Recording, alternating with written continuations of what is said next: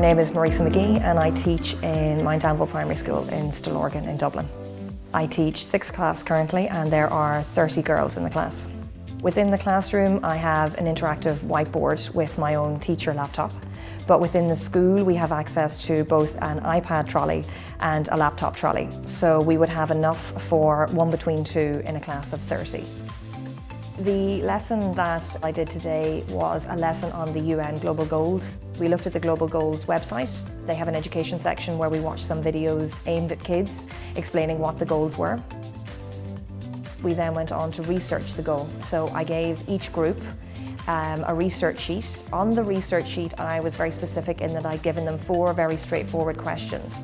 I didn't give them a whole lot of room to write on the worksheet because I wanted their information to be concise. I wanted them to use the skills of summarising when they were researching so that they would condense their information and that be able to use it in their video so they wouldn't have excess information. And the next step then would be to circulate around the classroom and make sure that they had a good understanding of what their goal was before they moved on to creating their Adobe Spark video. I then got them to log on to the Adobe Spark website. We had used Adobe Spark previously, so there was no need to go back over the ins and outs of the website and how to work it. So they were able to start by creating their video. So that involves picking images and they'll also put text into it. They can do voiceover for children that want to do voiceover as well. I felt that informing the students about copyright was very important. At the beginning of the year when we started creating projects, whether it was PowerPoint presentations or Adobe Spark videos, I made them aware that there were 2 websites in particular that I wanted them to use, pixabay.com and photosforclass.com as well. Every pair would have come up and presented their video to the class.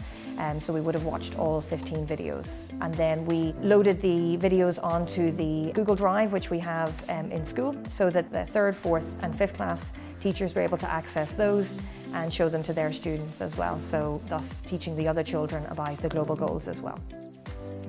Something like Adobe Spark gives great opportunity for assessment. You've not only got teacher assessment, but you've also got self-assessment and peer assessment.